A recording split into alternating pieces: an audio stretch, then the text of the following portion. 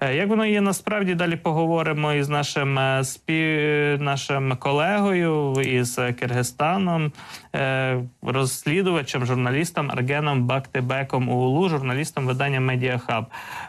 Перейдемо на російську мову у діалозі, і я наших глядачів перепрошую заздалегідь за якість своєї російської. У мене, чесно кажучи, доволі посередній рівень російської.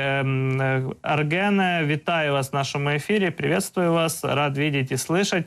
Расскажите больше, я лично видел ваши расследования по поводу этого конфликта вооруженного, небольшой войны, скажем так, уже неделю она длится, это не первое столкновение между таджикскими вооруженными силами и киргизскими. Насколько это все серьезно, насколько длительно это может быть, потому что мы уже слышим, что